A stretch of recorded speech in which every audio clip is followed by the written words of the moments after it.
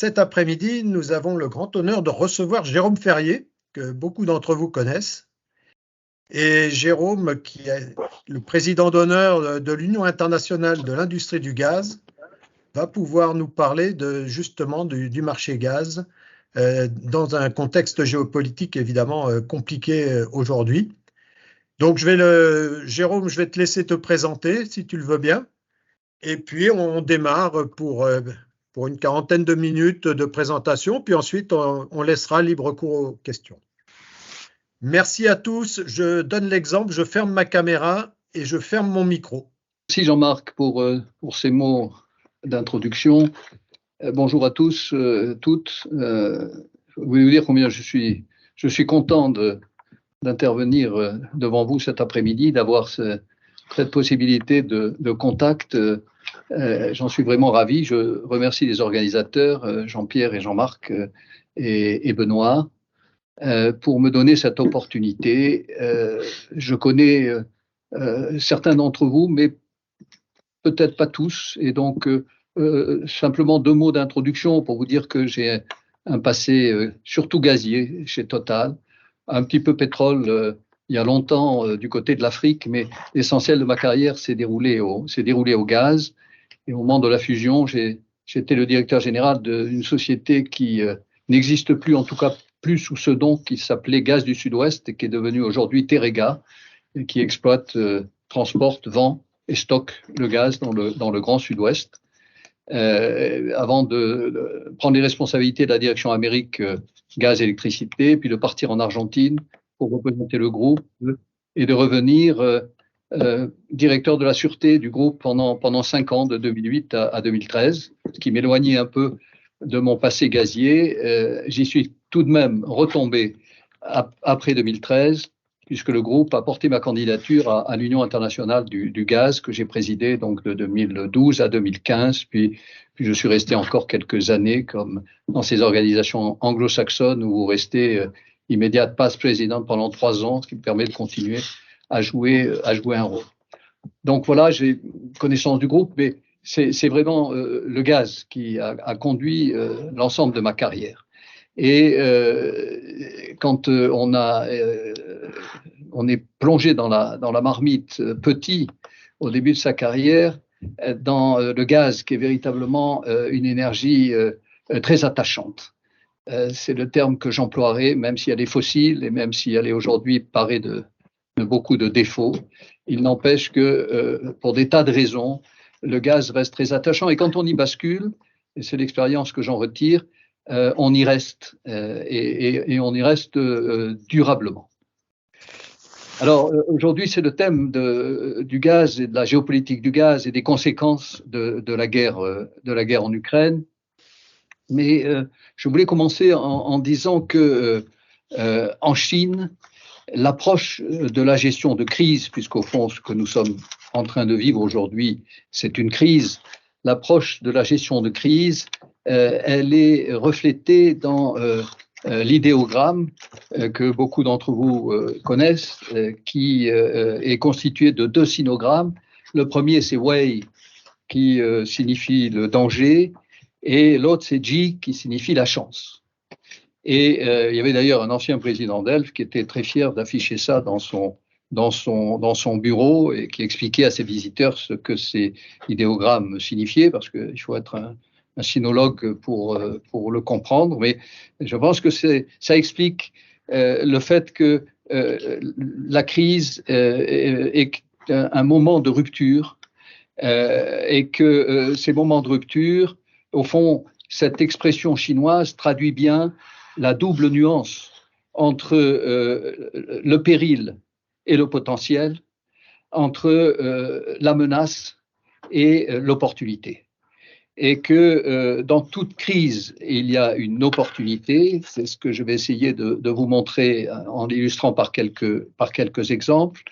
Et que c'est de cela dont il faut se nourrir en s'appuyant sur, au fond, les 2 éléments essentiels que sont l'innovation et la créativité.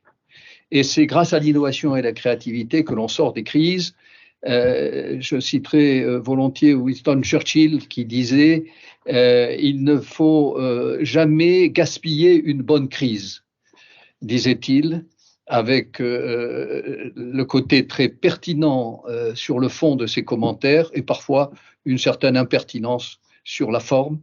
Mais cette phrase sous-tend le fait qu'il y a quelque chose à tirer des crises, que l'on construit et que l'on bâtit sur les crises, à condition d'avoir l'esprit suffisamment ouvert à l'innovation et à la créativité, et que tout ceci se construit à partir de ce qu'on appelle les rétex, c'est-à-dire les retours d'expérience.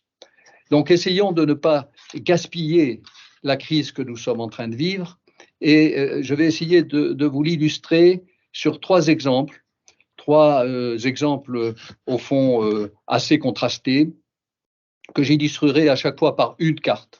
Une seule pour ne pas vous noyer, mais une carte qui, au fond, explicite le fondement de cette crise et peut-être les raisons d'espérer pour la meilleure façon d'en sortir. Le premier cas que je mentionnerai tient aux approvisionnements russes, c'est-à-dire tout ce qui nous a mobilisé l'opinion et tous ceux qui ont à en savoir dans le domaine de l'énergie ces derniers mois autour de la géopolitique du gaz, la diminution drastique des approvisionnements russes et la manière dont on a essayé de s'y substituer.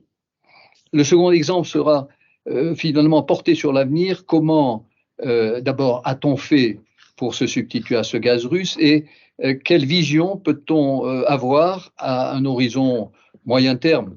L'énergie, vous le savez tous, se pense sur le long terme, sur le moyen, et c'est compliqué pour nous sur le court terme parce que nos temps de réaction, que ce soit pour construire de nouvelles usines de liquéfaction, de regasification ou développer des champs, c'est toujours plusieurs années qu'il faut compter. Mais je me positionnerai à l'horizon 2030, un horizon au fond assez court terme pour nous.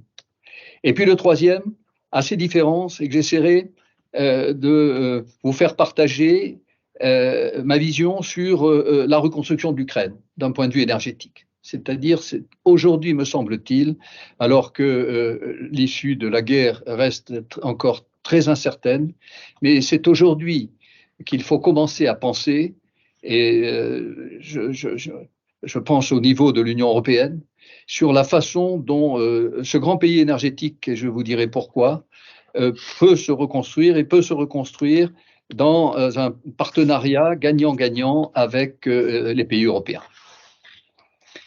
Alors, on va passer sur la première carte. Je vais disparaître de votre écran sans doute et je vais vous montrer une carte qui date de 2017.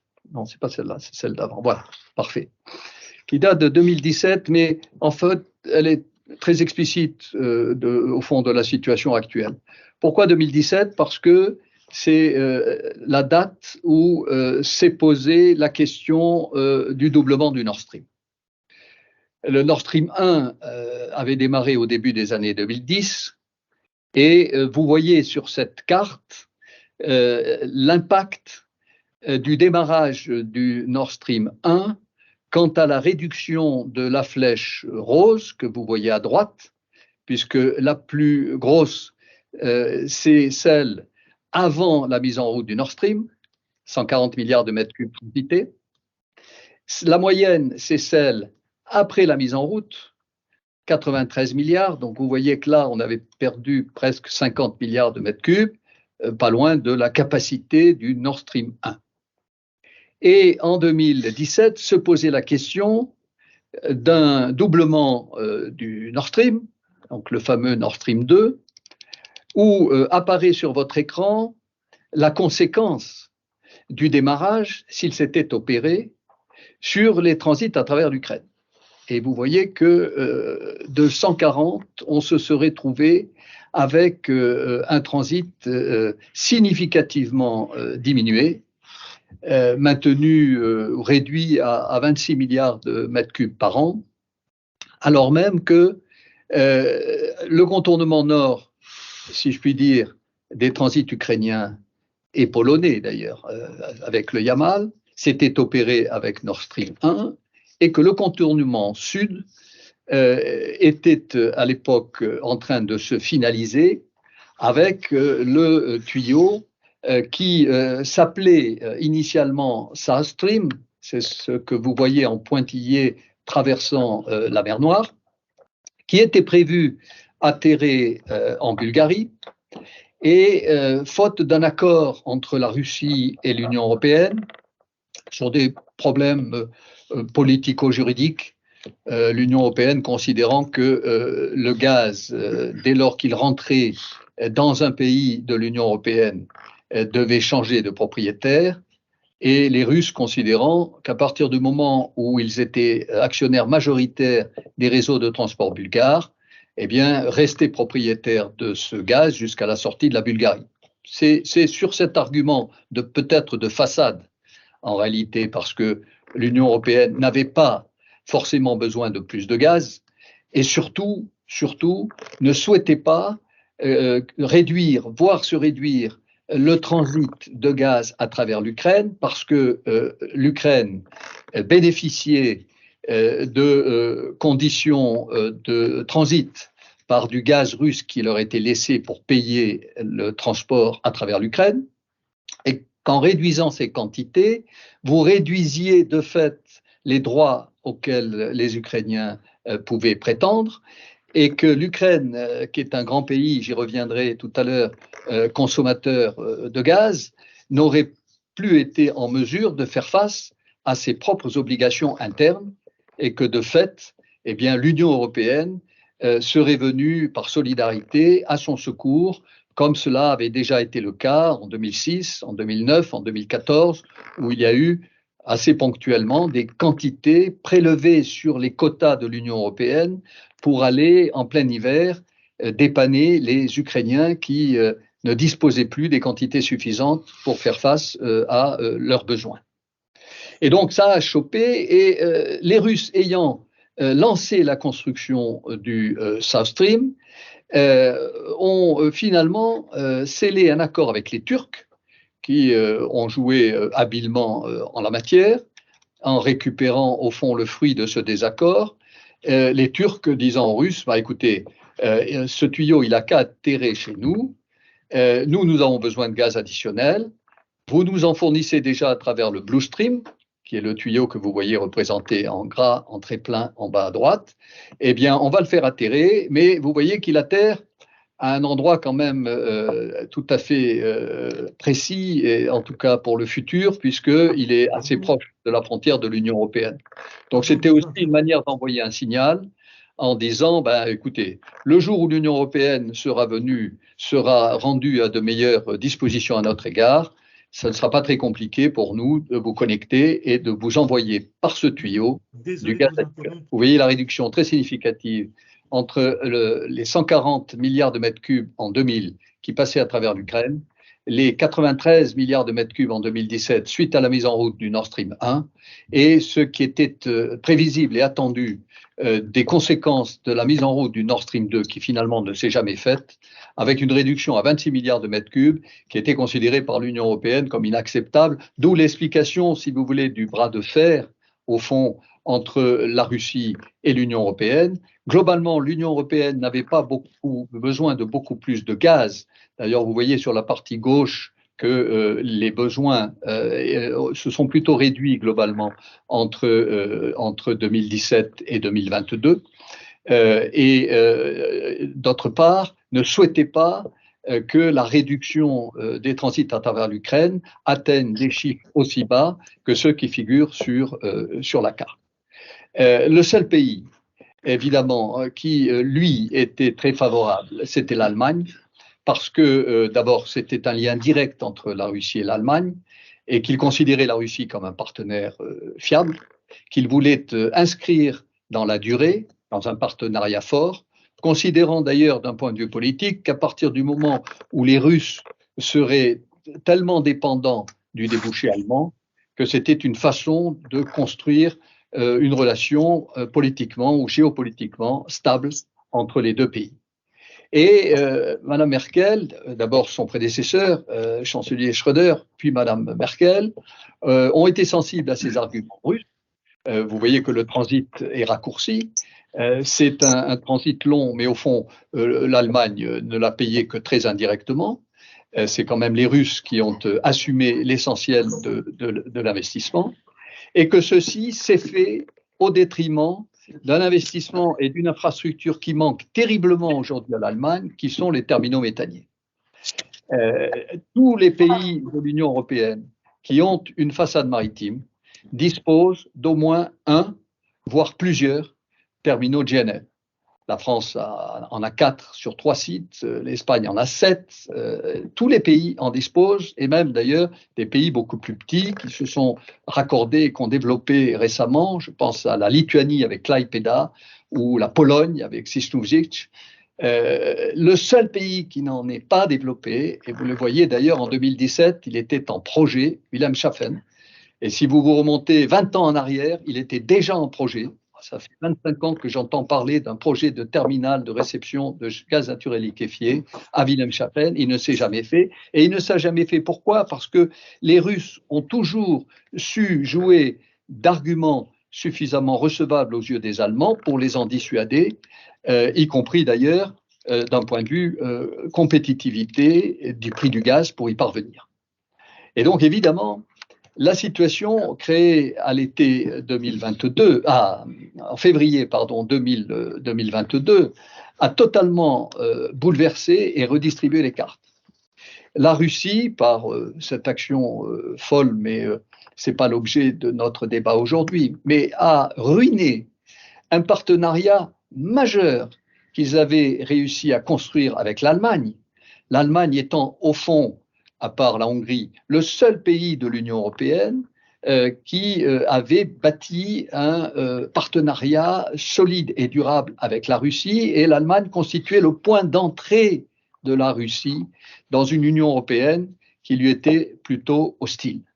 Et ceci a été totalement mis à mal, et provoquant une réaction brutale de la part de l'Allemagne qui, d'une manière très pragmatique, a totalement renversé sa stratégie en décidant la construction non pas d'un, mais de 5 terminaux méthaniers, puisque aujourd'hui on parle de 5 terminaux, dont le premier arrivera en début d'année prochaine, alors sur un délai très court. Pourquoi? Parce que ce sont, et vous qui êtes des spécialistes savez de quoi il en retourne, ce sont des FSRU, donc ce sont des installations qui sont en réalité sur des méthaniers qui sont reconvertis, c'est-à-dire des stockages flottants de gaz sur lesquels on vient positionner une installation de regazéification et qu'on vient ancrer dans un port et qu'on distribue, à condition bien sûr que les tuyaux de gaz aillent bien pour pouvoir récupérer le gaz gazéifié à la sortie du navire.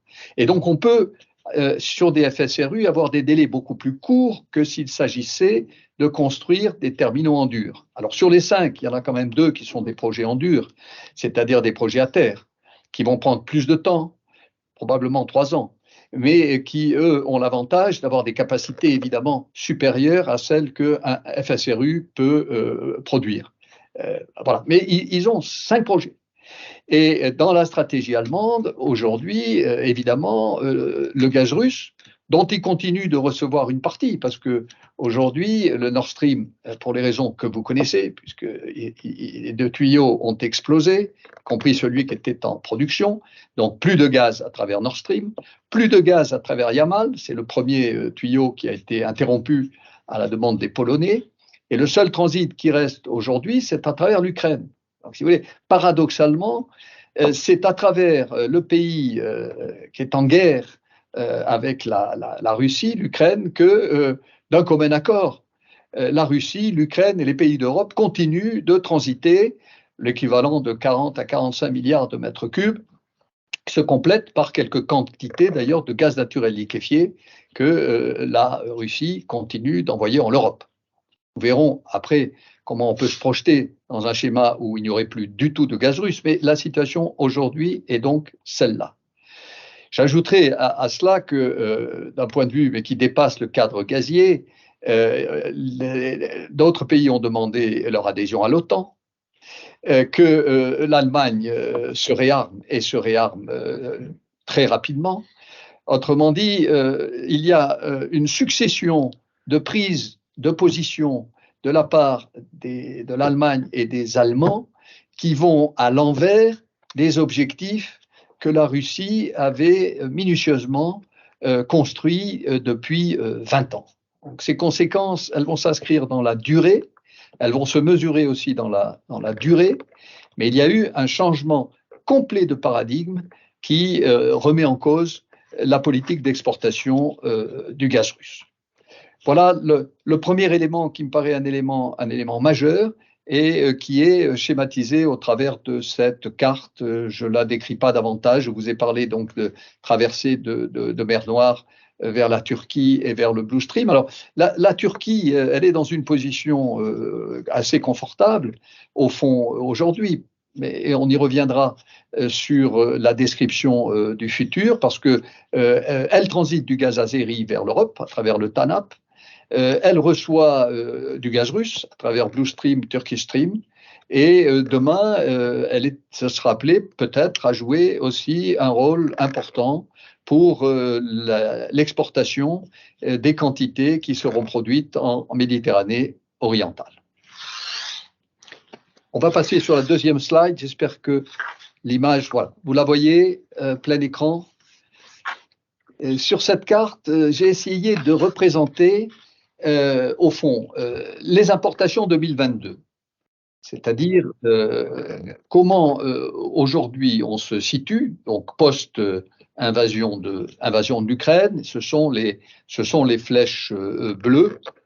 Les flèches rouges étant les importations à l'horizon 2030 en augmentation par rapport aux sources habituelles, c'est-à-dire existantes aujourd'hui, et les flèches vertes qui sont les nouvelles sources d'approvisionnement.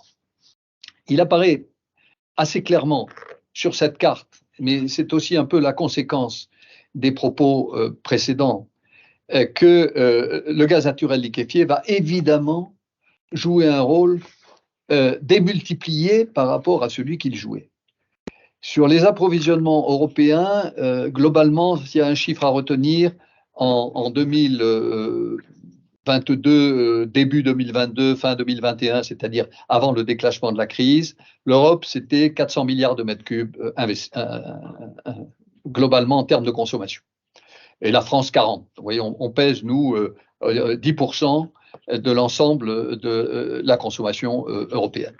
Et là-dessus, ça se répartissait entre à peu près un peu moins de 100 milliards de mètres cubes pour du gaz naturel liquéfié, et le reste étant du gaz par gazoduc. Alors le gaz par gazoduc, c'était évidemment en tout premier lieu la Russie qui représente entre le gaz gazeux et le GNL de l'ordre de 170 milliards de mètres cubes.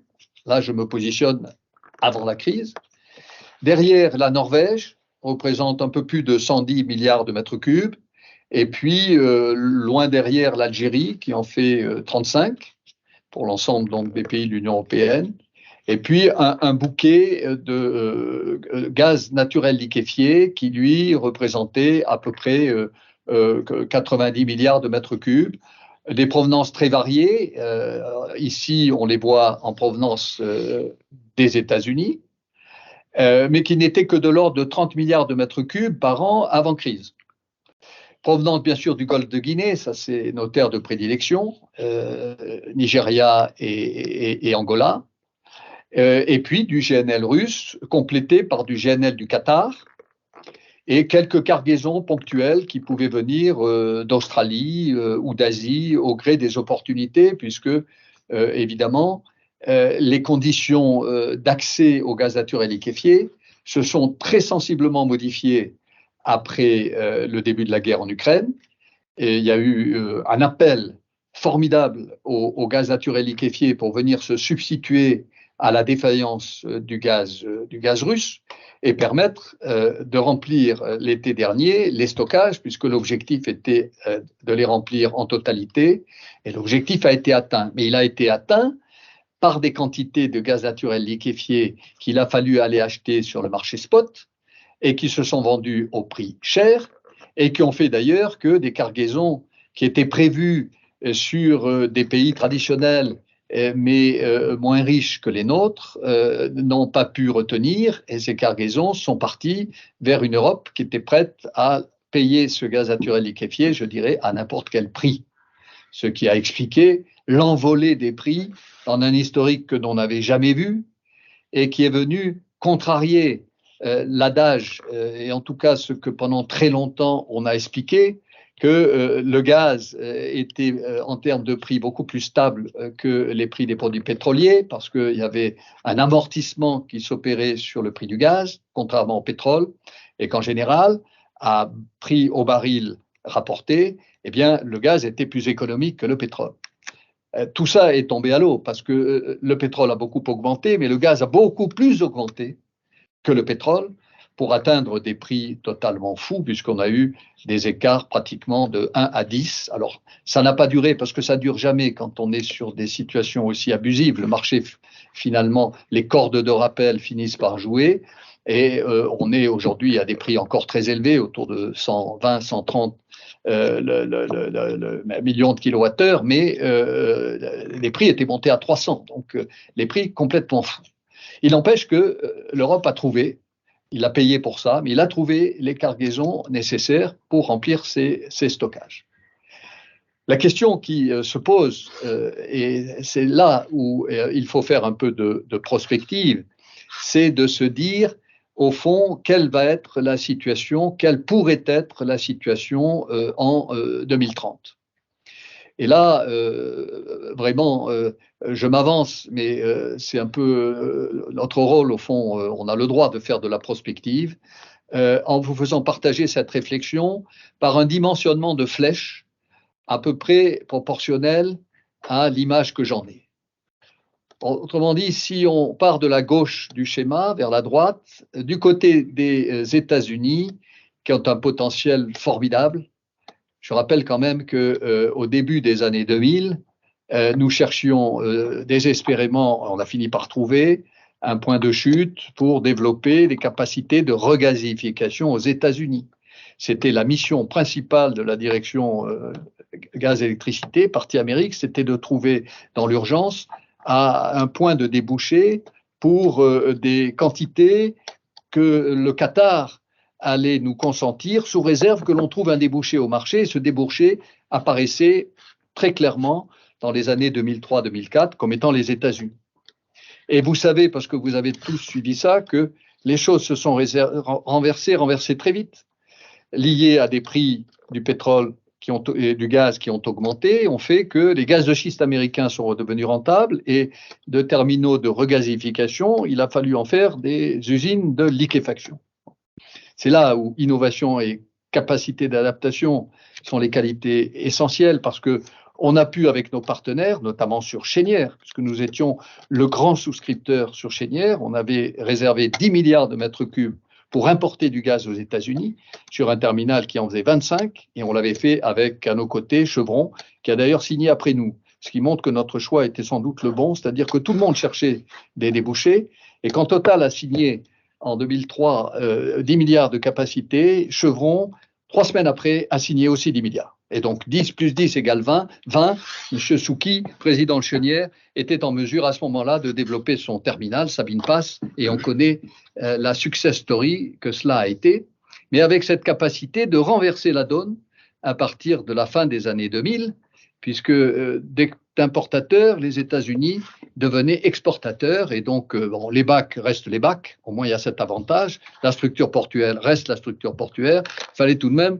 passer de l'installation de regasification relativement simple, puisqu'il s'agit de réchauffer du gaz liquide, à une usine de liquéfaction. Donc il fallait remettre au pot quelques centaines de millions d'euros. Mais bien nous en a pris, puisque nous sommes aujourd'hui le premier exportateur, en tout cas en termes de capacité, des États-Unis, ce qui explique que Total a une certaine maîtrise. Et donc ces 30 milliards de mètres cubes d'exportation globale américaine vers l'Europe en 2022, je l'imagine, mais là, de toute façon, je serai déjugé parce que c'est le propre des prospectivistes ou même des économistes qui se prêtent à des prévisions, c'est évidemment d'être déjugé très rapidement. Mais peu importe, je prends ce risque d'imaginer qu'il y a un facteur 3 en termes de capacité des quantités qui viendraient sur l'Europe à l'horizon 2030 en provenance des États-Unis. Pourquoi pas plus? Parce que les États-Unis répartiront quand même leur capacité de production. Pour eux, c'est très important d'exporter un peu, mais d'exporter vers l'Amérique du Sud pour des raisons géopolitiques évidentes. Les premières cargaisons exportées des États-Unis l'ont été vers l'Amérique du Sud, Argentine et Brésil, parce que c'était America is back. Et America is back dans une zone dont ils ont pendant longtemps subi les avatars liés aux conditions d'importation. Dépendait bien sûr du Venezuela, mais pas seulement. Et donc, il était très important de retourner et de montrer l'influence des États-Unis vers ce continent sud-américain. Et puis, ils en verront sûrement aussi en Asie. Ils répartiront leur quantité. Mais significativement, ça viendra effectivement des États-Unis. Ça viendra aussi dans des quantités moindres. Donc, ne vous laissez pas tromper par la flèche, mais la dimension de la flèche rouge a simplement pour objet de montrer là aussi le triplement, probablement par rapport aux quantités actuelles, de ce que le Nigeria et l'Angola est en mesure d'envoyer vers l'Europe. Aujourd'hui, c'est assez modeste, enfin modeste, c'est tout de même 23 milliards de mètres cubes, mais ils ont aussi d'autres destinataires de leur production, notamment vers l'Asie. J'imagine que cela pourrait passer autour de 60 milliards à l'horizon 2030. Il y aura du gaz azéri, alors ça sera du gaz terrestre, plus qu'il n'y en a aujourd'hui, ça c'est très clair. Les 13 milliards de mètres cubes de gaz azéri aujourd'hui, compte tenu des réserves très importantes en Azerbaïdjan, pourraient plus que doubler. Et c'est l'objet de la dimension de la flèche rouge. Et puis, il y aura là aussi beaucoup de Qatar. Donc, le Qatar est le premier pays à s'être positionné et en annonçant, assis sur leurs énormes réserves, qu'ils seraient en mesure d'augmenter encore leur capacité de liquéfaction. Et on peut imaginer que les quantités du Qatar, qui aujourd'hui sont relativement modestes, parce que l'essentiel quand même du Qatar, de sa production, part vers l'Asie, eh bien, seraient en mesure, là aussi, de tripler. Alors, il reste l'incertitude russe, bien sûr, et c'est pour ça que je l'ai mise en pointillé, à la fois du gaz terrestre. Y aura-t-il encore du gaz terrestre en 2030? Personne ne peut le dire aujourd'hui. Et y aura-t-il encore du gaz naturel liquéfié russe à cet horizon? Personne ne peut le dire. Donc, c'est un point d'interrogation. Donc, c'est un pointillé avec un énorme point d'interrogation. Il peut y en avoir, mais je pense qu'il est prudent dans les perspectives de ne pas compter là-dessus et de prévoir au regard des perspectives de besoins d'approvisionnement d'autres sources. Alors ces autres sources, qu'est-ce qu'elles peuvent être? Et c'est ce qui est représenté ici en vert. Et ça, évidemment, Total est aux premières loges, si je puis dire, en commençant par le Mozambique. Nous ne sommes pas seuls. L'ENI développe aussi son projet. Son projet est plus facile parce qu'il est maritime. Le nôtre est terrestre. Donc le nôtre est contingenté par les risques sécuritaires du Mozambique et le retard au développement du projet est lié à cela. Mais apparemment, les choses sont en train de se régler. Le gouvernement mozambicain a pris le sérieux de la chose et des dispositions qui devraient nous permettre de retourner et de recommencer à travailler. De toute façon, ce sont deux projets majeurs et les réserves sont considérables. Et au fond, on voit sur la carte que c'est pas plus éloigné que le golfe de Guinée, condition de passer par Suez, ou que le Qatar, qui passe lui aussi par Suez. Le deuxième projet, celui à gauche, on y sera d'une certaine façon, parce que de toute façon, on sera acheteur si on n'est pas à cet horizon, à l'horizon du développement partenaire. C'est le projet, qui est d'ailleurs un projet conjoint Sénégal et Mauritanie, puisque là aussi, on est à cheval, comme au Qatar, sur deux zones offshore. L'essentiel du gisement Tortue, partie majoritaire est du côté sénégalais, mais il y a une partie côté Mauritanie. Et l'objet, là, tout naturellement, c'est l'Europe. On le voit sur la carte en termes de proximité, c'est le débouché le plus évident. Il y aura du gaz à cet horizon et d'ailleurs bien avant, du GNL sénégalais et mauritanien qui viendra sur les pays d'Europe. Et la troisième flèche verte, alors c'est d'un point de vue géopolitique probablement la plus intéressante. La plus intéressante parce que la plus compliquée. celle qui suscite un certain nombre d'interrogations. Dans cette zone géographique de Méditerranée orientale, le premier pays qui a découvert des quantités significatives de gaz, c'est Israël.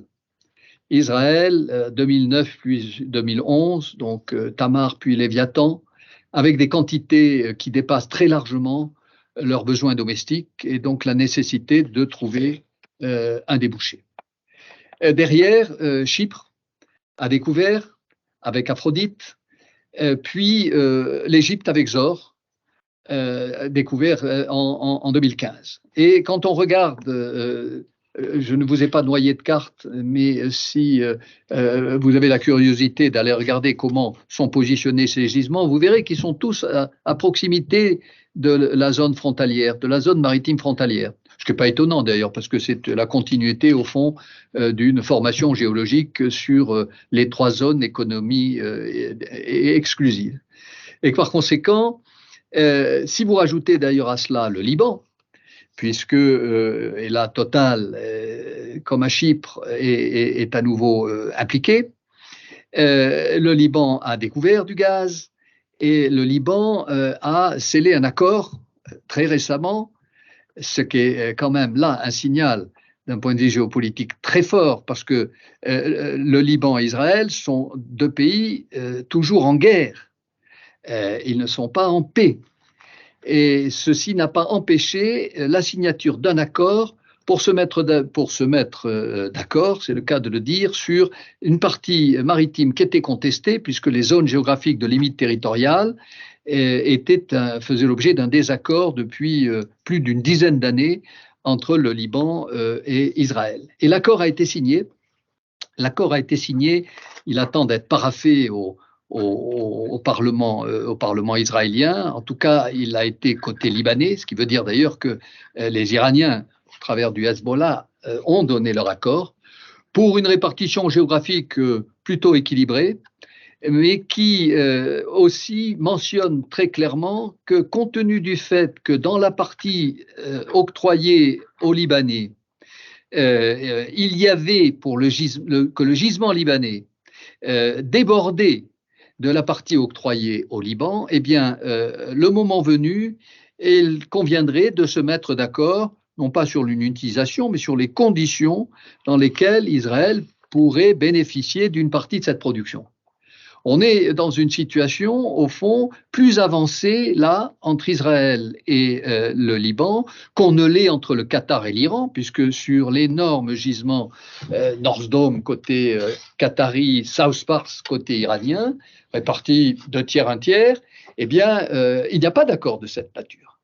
Ce qui veut dire qu'aujourd'hui, les Qataris qui tirent massivement et vont continuer de le faire sur cette énorme structure, de l'autre côté, les Iraniens ne peuvent pas tirer à cause des sanctions et pourraient être à un moment pénalisés par baisse de pression, parce que ça communique tout ça, c'est pas uniforme, mais ça communique, et que ceci pourrait susciter un débat, et plus qu'un débat politique, on s'aperçoit que là, entre le Liban et Israël, ils sont parvenus à un accord.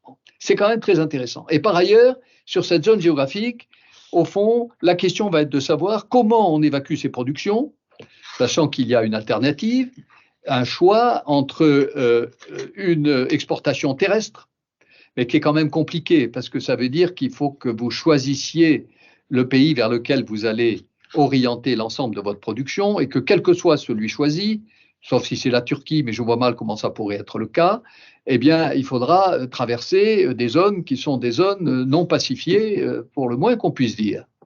Et donc, c'est davantage une exportation maritime. Alors là encore, une alternative. Le maritime peut être un tuyau, et c'est ce qu'essaie de promouvoir l'association EastMed-Gaz, qui réunit les 3 pays déjà mentionnés, 4 pays déjà mentionnés, plus les pays récipiendaires qui recevraient ce gaz. Donc la Grèce, l'Italie, il y a la France aussi qui fait partie du consortium.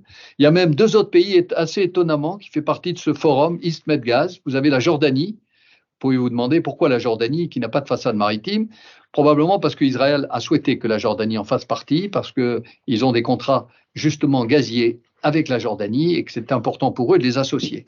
Et puis vous avez, là c'est quand même très important de le signaler, vous avez l'autorité palestinienne. C'est-à-dire que là encore, un État qui est en situation quasi de guerre, en tout cas de conflit très avancé avec Israël et avec le Liban d'une certaine façon, est partie prenante à ce grand forum pour promouvoir une évacuation par tuyau, qui est une évacuation un peu complexe parce que la profondeur d'eau est importante. On sait faire techniquement, mais ça veut dire que ça coûtera cher, d'autant que la dimension aujourd'hui du tuyau telle qu'elle est imaginée, à hauteur de 10 milliards de mètres cubes, paraît quand même un peu juste pour justifier l'ampleur du développement. Alors il reste le GNL, bien sûr, et c'est ce qui sera à mes yeux privilégié, avec là encore deux possibilités. Soit vous ramenez sur la côte, et l'Égypte a 2 terminaux méthaniers sous-alimentés aujourd'hui qui sont Damiette et Idou, et qui pourraient parfaitement jouer ce jeu-là si les autres se mettaient d'accord.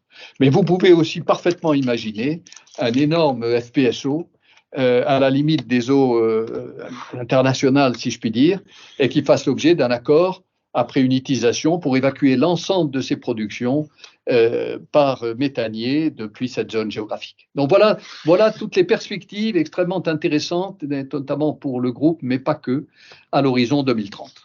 J'en viens et j'accélère un petit peu pour laisser un peu de temps aux questions sur la 3e partie que je souhaitais aborder avec vous. Voilà, je pense que l'image est bonne aussi chez vous et que vous arrivez à visualiser. Alors cette carte, on l'a construite, la source initiale c'était le monde diplomatique, mais on l'a un peu enrichi chez GMD en la complétant par un certain nombre d'éléments. On y montre d'abord les gazoducs ukrainiens. On voit qu'il y avait 2 grands gazoducs essentiellement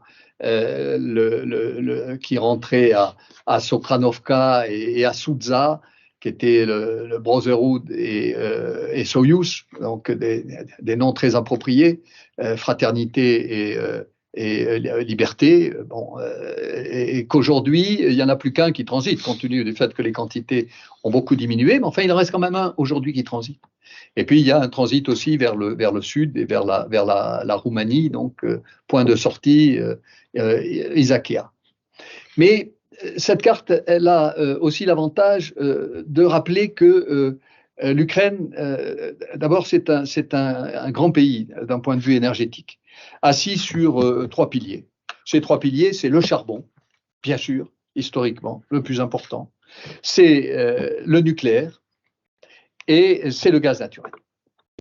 Le charbon, c'est un peu la zone grisée à droite, bassin industriel et houillé. Vous voyez qu'il est malheureusement dans la zone qui fait l'objet de la convoitise russe, le Donbass, le Donetsk, Lugansk, dans une zone dont le statut n'est pas aujourd'hui clairement identifié. Qu'en sera-t-il demain? On n'en sait rien. En tout cas, c'est là que massivement les réserves de charbon se situent. Les centrales nucléaires, heureusement, sont mieux réparties. Il y a 5 sites. Il n'y en a plus que 4 en production. Le 5e, Tchernobyl, n'est pas prêt à être remis en production, donc il en reste 4. Et sur ces 4, donc ça représente une quinzaine de réacteurs nucléaires, ce qui est pas mal quand même, parce que c'est le 2e pays européen en termes de capacité, si je mets à part le Royaume-Uni, mais des pays européens continentaux, et c'est le second derrière la France, avec une centrale majeure, parce que c'est 5 réacteurs à lui tout seul, qui est Zaporijia. Et Zaporijia, c'est sur la zone, et il a fait l'actualité ces dernières semaines, c'est une zone qui est à la frontière de la zone de conflit, et qui subit des bombardements, et dont le statut, là aussi, est incertain sur le futur. Mais bon, Dieu merci, les autres centrales sont plus éloignées de cette zone géographique. Et puis le gaz naturel, et ça, on l'oublie trop souvent parce que on a tendance à penser que l'Ukraine est essentiellement un pays de transit de gaz russe. Pas du tout. L'Ukraine, c'est 20 milliards de mètres cubes par an de production. Et 20 milliards de mètres cubes par an de production, c'est sur une quinzaine de gisements, c'est l'équivalent des Pays-Bas. c'est pas négligeable. C'est derrière la Norvège et le Royaume-Uni, c'est le troisième pays producteur en Europe. Les deux premiers cités, n'étant pas dans l'Union européenne d'ailleurs, mais étant dans l'Europe. Bon. Donc c'est un pays producteur important.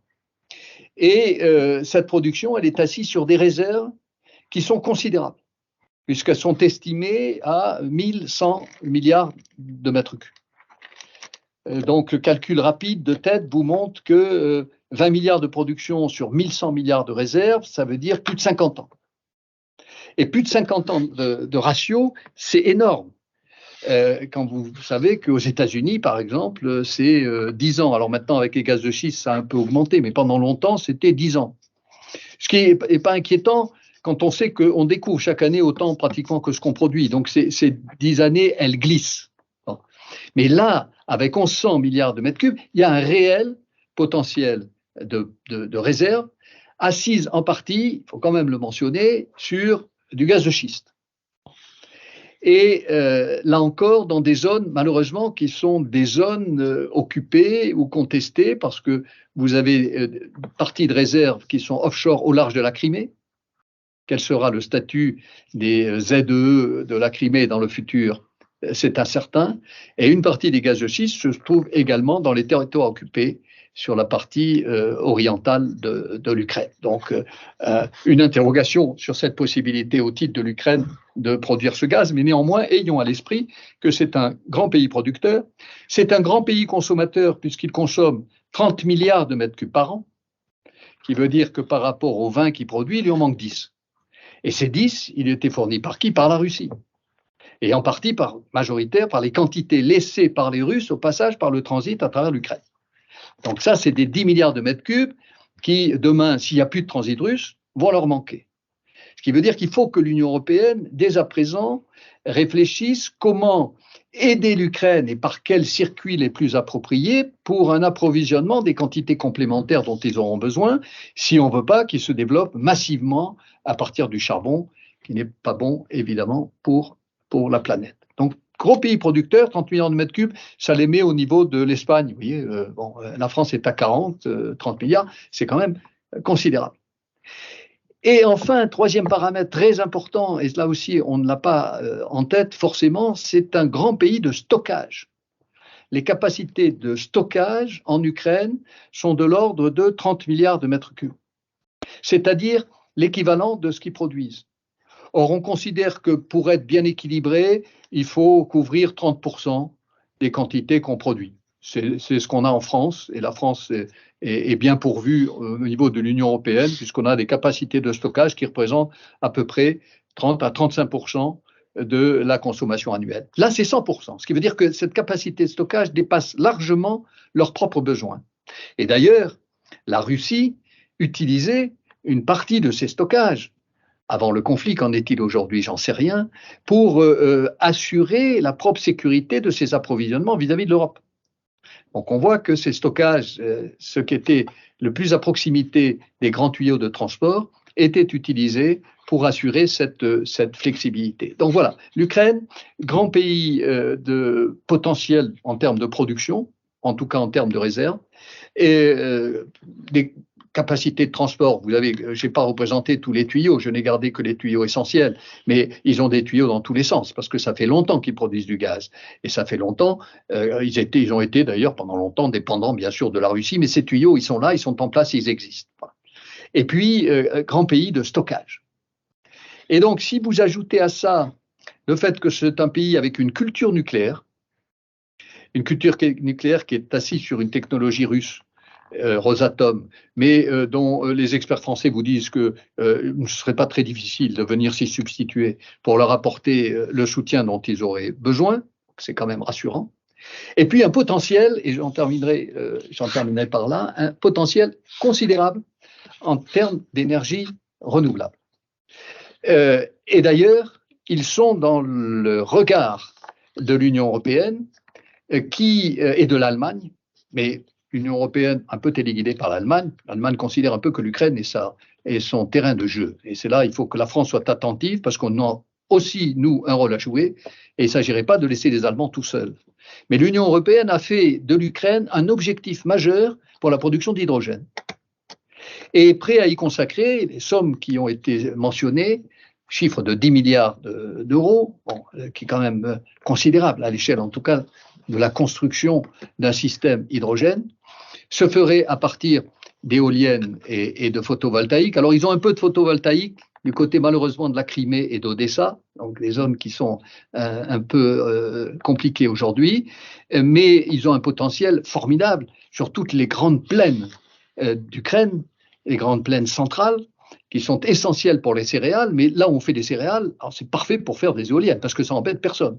Et vous n'aurez pas de groupe de pression, d'opposants pour empêcher ces développements-là. Et l'idée de l'Union européenne, c'est ça qu'il faut accompagner, soutenir, voire devancer, c'est de dire il faut faire dans le futur en Ukraine des énergies renouvelables qu'on transforme en hydrogène, lequel hydrogène pourrait parfaitement, c'est moi qui le rajoute, mais je le mets entre guillemets, être transporté dans des gazoducs désaffectés. Vous savez que vous pouvez mélanger de l'hydrogène à du gaz, dans une proportion allant jusqu'à 20%. C'est ce qui est estimé aujourd'hui par les experts. Au-delà, c'est compliqué, mais vous pouvez parfaitement, au fond, reconditionner un tuyau de gaz pour transporter de l'hydrogène, à condition évidemment que les conditions de pression le favorisent. Mais en tout cas, il y a un grand plan, un grid, comme on dit, un réseau d'interconnexion européen qui est en cours de réflexion sur les pays de l'UE, entre l'Espagne, la France et l'Italie, pour reconditionner des gazoducs en transport d'hydrogène. Donc, la grande idée, c'est celle-là, c'est de dire, on fait l'électricité en Ukraine. Cette électricité, il faudra la transporter, eh bien, on peut la transformer en hydrogène parce que, il faut quand même aussi le rajouter, le réseau électrique ukrainien était déjà, avant le début du conflit, à reconstruire. Vous imaginez dans quel état il est aujourd'hui. Donc, il y a une vraie problématique au niveau de la remise en état du réseau ukrainien. Voilà, en conclusion, au fond, ce que je voulais vous dire, c'est que le pire n'est jamais certain. Et nous surmonterons cette crise à nouveau, comme on a surmonté les précédents. On le surmontera par l'innovation, on la surmontera par la créativité. Je rajouterai, parce que c'est un auteur que j'aime bien, une phrase de Churchill qui disait le succès n'est pas fatal, le succès n'est pas final, l'échec n'est pas fatal, c'est au fond l'important, c'est de continuer. Et voilà sur quoi je terminerai ce propos en étant à votre disposition, s'il reste du temps, mais je comprends qu'il doit rester une petite demi-heure pour partager avec vous. Je vous remercie.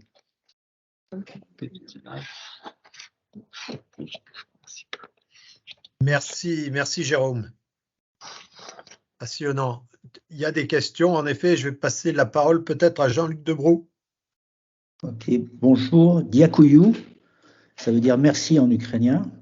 Je suis réfugié de Kiev, et je travaille chez DTEK, qui est la deuxième grande compagnie gazière d'Ukraine. Et donc, pour vous dire qu'actuellement, on continue à forer, on continue à faire des études sur le gaz en Ukraine. Alors, ma question, c'est concernant les stockages de gaz. Est-ce qu'ils pourraient aussi servir pour stocker le CO2 que produisent les Allemands et les Polonais en grande quantité et qui font tache sur la zone européenne? Deuxième question, vous n'avez pas parlé de la découverte en Turquie en mer Noire, qui est une découverte importante. Je voudrais savoir ce que vous en pensez parce que je crois que c'est du gaz un peu particulier. Et savoir si ça pourrait rentrer dans le système du gaz. Merci pour vos deux questions. Sur la première, bien sûr, on peut transformer un gisement déplété de gaz. Enfin, je dis bien sûr, il faut quand même faire un certain nombre de vérifications préalables. Mais vous savez que ce test grandeur nature, il a été fait sur le gisement de Lacq, qui pendant des années a produit en même temps que du gaz naturel, du CO2 et de l'H2S, et que le projet était d'en faire un projet d'envergure. Ça ne verra pas le jour parce qu'il y a des oppositions locales qui finalement l'ont emporté. Donc je crois que le projet est définitivement abandonné, mais il est clair qu'on peut transformer un gisement déplété en stockage de CO2. Le gisement de Sleipner en mer du Nord en est aussi un autre exemple. Le problème, c'est l'acheminement. C'est-à-dire qu'il faut tout de même trouver les conditions économiques pour un acheminement le plus court possible, si je puis dire, entre les zones de production de votre CO2 et les zones d'injection. Et c'est pour ça qu'il faut d'abord qu'on retrouve une situation pacifiée et stabilisée, évidemment, ce qui peut prendre un certain temps. Donc ce ne sera pas un projet prioritaire. Aujourd'hui, le projet prioritaire, c'est la mer du Nord. Le président Pouyanné s'est exprimé là-dessus à la dernière audition devant les élus de la République. En disant que c'est le projet qui tient la route et sur lequel il faut faire porter les efforts parce que ça paraît assez naturel d'aller injecter en mer sur des installations qui ont servi et qui ne servent plus. Donc c'est une réutilisation à la fois des plateformes, des puits et des tuyaux. Et ensuite, ça embête personne parce qu'on est en mer, on est loin de toute zone habitée. Et donc c'est ce qui apparaît le plus naturel. Pas forcément le moins cher parce que c'est quand même en mer que ça se passe, mais enfin le plus naturel. Oui, bien sûr, certains gisements déplétés d'Ukraine pourraient servir à cela. Il faut étudier l'économie du système, la disponibilité des tuyaux en reverse flow depuis les zones industrielles. Par exemple, la Pologne, on peut penser tout naturellement à la Pologne. Notre Pologne est un émetteur massif au niveau européen parce qu'il est producteur de charbon et de génération électrique à partir de charbon. Donc, il a une problématique au niveau de l'Union européenne majeure en Pologne. La proximité entre la Pologne et l'Ukraine ferait de l'Ukraine, à mon avis, un client tout à fait indiqué. En tout cas, ça mérite d'être regardé. Et c'est là encore, c'est le genre de sujet à soumettre à l'Union européenne dans son accompagnement de ce que devrait être sa projection sur le futur et la reconstruction énergétique de l'Ukraine. Sur la deuxième remarque, la Turquie. Alors, je ne l'ai pas mentionné, j'aurais pu, en disant, au fond, la Turquie joue sur tous les tableaux. Et c'est là l'avantage aujourd'hui qui est le sien. Il joue sur tous les tableaux, d'abord parce qu'il est un consommateur significatif de gaz, et il était, jusqu'à cette découverte en mer Noire, un petit producteur. Mais le fait d'être un petit producteur et un gros consommateur avait fait qu'il avait très tôt développé un premier puis un second terminal de gaz naturel liquéfié, qu'il avait construit un partenariat avec la Russie, d'abord avec le South Stream, puis le Blue Stream et enfin le Turkish Stream, qui transite des quantités de gaz azéri, et que cette découverte aujourd'hui, évidemment, lui permet de prétendre à jouer dans la cour pas des grands, mais enfin des moyens, en tout cas en termes de production, à partir de ces gisements d'une mer Noire qui n'a jamais aussi bien contrôlé. Il est évident que ce qui s'est passé avec la guerre entre la Russie et l'Ukraine a remis de manière inespérée, si je puis dire, la Turquie et son leader au cœur du dispositif. J'ajouterai à cela que, ça ne vous a pas échappé tout à l'heure quand j'ai mentionné le East Med Gas Forum, qui est un grand absent dans le East Med Gas Forum, c'est la Turquie. Et c'est pas neutre, ça a été voulu par les acteurs. Mais le moment venu, la Turquie va lever le doigt en disant, d'abord, il y a des productions côté chypriote, donc là-dessus, moi, j'ai un droit de regard, ou je vais en tout cas qu'en discuter, et puis, il faut que ce tuyau, ou une partie des productions viennent chez moi. Et je n'imagine mal la Turquie, après toutes ces agitations pour aller explorer sur des zones prétendument les siennes, ne rien dire sur l'éventualité d'un tuyau. Je pense qu'ils attendent que le projet sorte parce qu'ils ne sont pas convaincus, comme moi d'ailleurs, que ce projet sortira. Mais si ce projet sort, ça m'étonnerait beaucoup que les Turcs ne revendiquent pas une partie ou d'être partenaires à ce projet. Voilà ce que je peux répondre à votre question. Isholas Diakouyou. Ah, il faut nous traduire alors, parce que… Alors, Ouais. Ishola, c'est du russe, ça veut dire encore une fois, et Diakuyu, ça veut dire merci. C'est spasiba en russe, mais bon, c'est Oui. bilingue, hein. L'Ukraine est bilingue, les gens parlent à la fois russe et ukrainien sans problème. Voilà. Si on veut les intégrer à l'Union européenne, il va falloir se mettre à l'ukrainien. Oui, mais ça, c'est ce que je fais avec une épouse ukrainienne, et j'espère y retourner bientôt. Voilà, parce que toute ma vie est là-bas. Bon Merci, courage. Merci Jean-Luc. Une question alors dans la conversation de Jacques de Noroy. Jacques, je reprends ta question. À votre avis, qui a fait exploser les deux pipes Nord Stream? Question délicate et Ah, difficile, mais alors si là, tu as non, quelques idées. on est à la limite de la sûreté, Jacques. Et c'est pour ça que je me dois d'avoir un avis, mais je vous le livre. Aucune idée. Oui, je te le livre tel que d'ailleurs j'ai eu l'occasion de m'exprimer là-dessus d'une manière un peu avancée, mais dans un forum identique à celui-là, c'est-à-dire d'amis bien intentionnés et pas dans un forum trop large. Et quand on regarde ceux qui sont en capacité de faire une action de cette nature, si on élimine les Russes, parce que vraiment, en tournant dans tous les sens, l'idée que les Russes aient pu faire sauter leur propre tuyau, qui leur avait coûté l'un dans l'autre 20 milliards de dollars, et qui était un point d'entrée sur l'Union européenne, dont ils avaient la maîtrise complète par l'action sur la vanne, aller faire sauter ce tuyau me paraît totalement déraisonnable. J'écarte les Israéliens. Les Israéliens auraient peut-être les moyens d'intervenir. C'est très compliqué, c'est quand même très compliqué d'aller faire sauter un tuyau à 90 mètres de fond qui a une pression intérieure de 190 bars.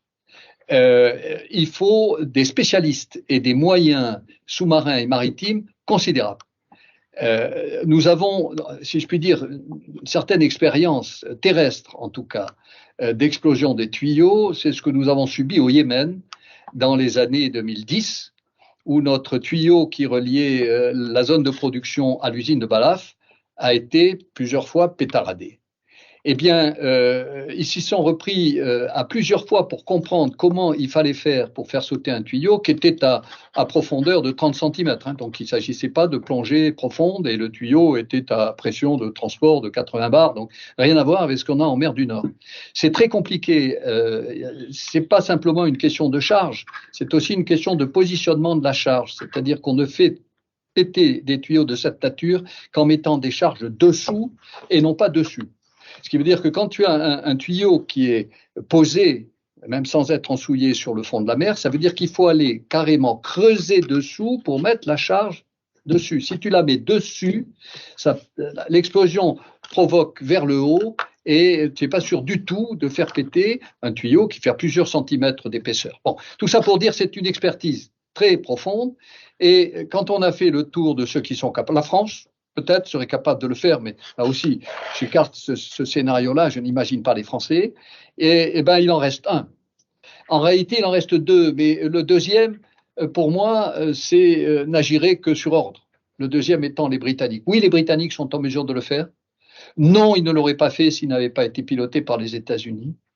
Et pour trouver l'explication, c'était l'époque, souvenez-vous, où Poutine agitait l'arme nucléaire. De petite dimension, localisée, mais tout de même agiter l'arme nucléaire.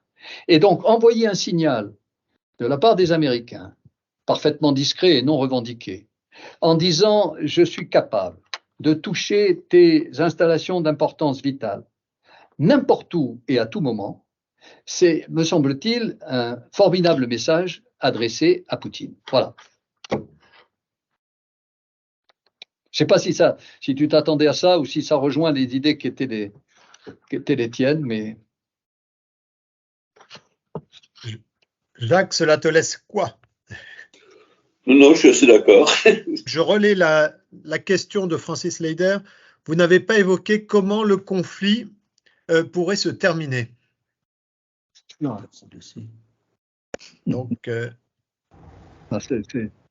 Merci pour la question de Francis. Je ne sais pas comment, si tu peux répondre ou pas. très au-delà de mes compétences, mais même dans la prospective. Vous voyez, je me suis lancé dans une prospective sur l'origine de l'explosion des 2 tuyaux Nord Stream. Très franchement, je reste quoi? J'assistais hier à une réunion entre les représentants de l'Ukraine et des experts français dans le domaine de la justice. Le thème était réfléchir dès à présent à constituer un tribunal international, probablement spécial, avec la qualification de crime qui ne serait ni du crime contre l'humanité, ni de génocide, mais un crime d'agression, qui est une terminologie qui n'existe pas d'un point de vue juridique. Bon, je vous livre ce que j'ai appris hier, ce que j'ai entendu. Il y avait le vice-ministre des Affaires étrangères ukrainien qui est de passage à Paris pour discuter de tout ça et faire, comme il se doit, son lobbying. Les Ukrainiens sont une position évidemment très rigide. On les soutient dans ce sens, et mortifiés, comment ne le sait-il pas, et avec une volonté terrible de revanche qui ne laisse pas aujourd'hui augurer une issue de négociation. Car de l'autre côté, on est dans une démarche, au fond, assez similaire.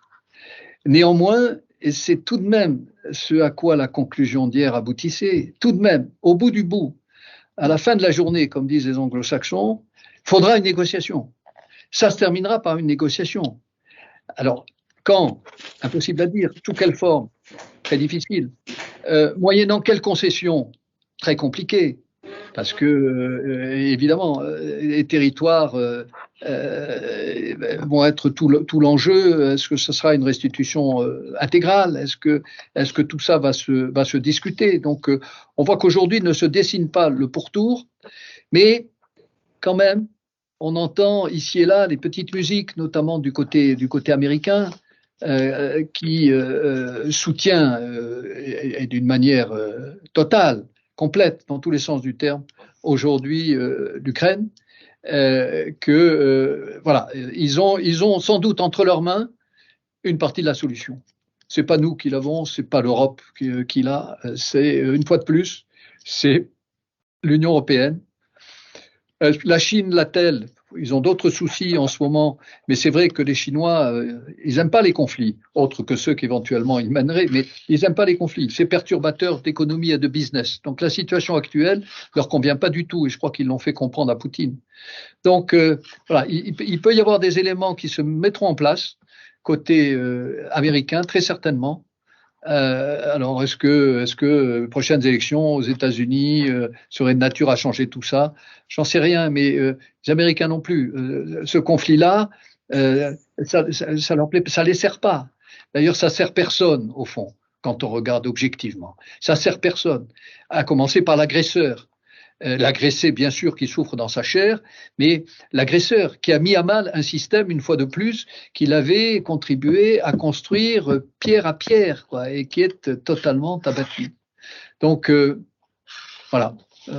Restons attentifs aux signaux, mais il y a des experts bien meilleurs que moi et qui se répandent sur tous les plateaux et qui ont des avis intéressants. Hein. Tout est intéressant et à prendre en compte, mais au bout du bout, personne n'a évidemment la solution. Alors, dernière question là, que l'on va prendre, hein, c'est une question de François Issard. Quelles sont les capacités en Europe de ces terminaux d'import de GNL? Et quelle est la capacité d'un FSRU versus un terminal onshore? Alors, sur la deuxième question, en ordre de grandeur, hein, parce que j'ai pas les chiffres exacts, mais on est sur une capacité d'un terminal offshore qui fait à peu près 20% d'un terminal à terre. Ceci est lié à la capacité des stocks proprement dit, mais surtout le fait que on ne dispose pas de terminal tampon. C'est-à-dire que quand vous avez votre méthanier qui vient accoler votre FSRU, il faut le décharger très vite. Vous ne pouvez pas le mettre au fil de l'eau sur le réseau. Et donc, il faut que vous ayez dégagé la capacité à bord de votre navire de l'intégralité de ce qu'on vient vous apporter. À terre, c'est différent parce que vous avez une surcapacité en termes de stockage qui vous permet de jouer des uns aux autres et de décharger massivement dans un bac qui a été rendu disponible, de façon de pouvoir après dégager au fil de l'eau. Donc voilà, c'est 20 à 25%, je dirais, d'une capacité d'un terminal terrestre de regasification, mais vous mettez 9 mois, enfin c'est en tout cas le record là que les Allemands annoncent pour sa mise à disposition après sa commande, là où il faut 3 ans pour construire un terminal terrestre. Alors, les capacités européennes, alors elles sont disparates, les capacités européennes. On s'aperçoit, et les gens ont tardé à le réaliser, parce qu'au fond, les approvisionnements terrestres gazoducs étaient suffisants jusqu'à présent, notamment en provenance de Russie et de Norvège. On vient de s'apercevoir qu'il y a un déficit considérable sur la partie façade nord, alors qu'on est plutôt en excédent sur la façade sud. Pourquoi ? Parce que les Espagnols avaient développé, mais sans doute trop en avance. Il ne faut jamais être en avance de temps par rapport aux autres. Et ils avaient des surcapacités de gaz naturel liquéfié. Je mentionnais 7 terminaux à l'échelle des besoins espagnols. C'est bien trop. Parce que leur plan de développement de consommation gazière, l'Espagne produit quasiment pas de gaz. Donc il est dépendant d'importation et compte tenu de son positionnement géographique, le seul lien qu'il avait avec l'Algérie, c'était le Maghreb-Europe. Il était fragile. Il a d'ailleurs été arrêté pour des raisons politiques, simplement parce qu'il transitait par le Maroc et que c'était insupportable à un certain moment pour l'Algérie, voilà, de dépendre du Maroc. Donc ils ont coupé le tuyau. Bon, donc le GNL est devenu absolument essentiel à l'Espagne, qui leur a permis de remonter en régime dans leurs terminaux et d'en venir d'ailleurs même à dire, mais écoutez, nous on a des capacités excédentaires. Il suffirait au fond de faire cette liaison MidCat, qui est une manière de relier le réseau gazoduc au niveau de Barcelone espagnol au réseau français au niveau de l'artère du Midi, là, du côté de la station de Barbera. On fait ce chaînon qui manque et on peut remonter vers le nord de l'Europe et donc vers l'Allemagne qui a besoin de gaz, du gaz qu'on dépoterait dans nos terminaux méthaniers espagnols. Alors c'est une très belle idée que j'ai un peu démontée. Enfin, personnellement, je pense que c'est une ineptie. Parce que le temps que vous construisez ce tuyau, il va traverser quand même des zones compliquées. Hein. Il passe par le Perthus, il passe par les régions de Perpignan, des régions de vignobles. Enfin, et ça va prendre du temps de négocier le passage de ce tuyau. Deuxièmement, c'est essentiellement la France qui va emporter la charge, parce que côté espagnol, le raccordement est beaucoup plus court. Et donc, ça va nous coûter, même si on a des aides européennes. Le temps que le tuyau soit prêt dans 3-4 ans, le problème ne sera plus l'approvisionnement de l'Allemagne, ils auront 5 terminaux au nord. Donc, ce MidCat n'a qu'un objectif, c'est de faire vivre l'Espagne, de permettre à l'Espagne de justifier, d'apparaître comme étant les sauveurs de l'Europe et de montrer comment les Français sont de mauvais petits camarades qui manquent de solidarité. Mais ce tuyau, et le président Macron a très bien fait de s'exprimer dans ce sens, n'a pas de sens. Voilà. Et donc, trop de terminaux dans le sud pour le moment, pas assez dans le nord, tout ça va se rééquilibrer. Merci. Merci Jérôme. J'en profite pour continuer sur la question de François. Y a-t-il une carte de référence à recommander pour ces terminaux européens ? J'imagine qu'on peut en trouver ou sur Internet, ou tu en as une en particulier en tête ? Alors, j'en ai pas, sinon je l'aurais utilisé. Mais il y en a. On doit pouvoir trouver ça. Je dis on doit pouvoir trouver parce que c'est pas en open source, mais si on a un camarade, oui. On a avec Christian Guérit, on en a. Alors Christian Guérit, on a on une peut carte. lui faire confiance, il ira chercher ça. On a une carte qu'on peut mettre sur le SharePoint.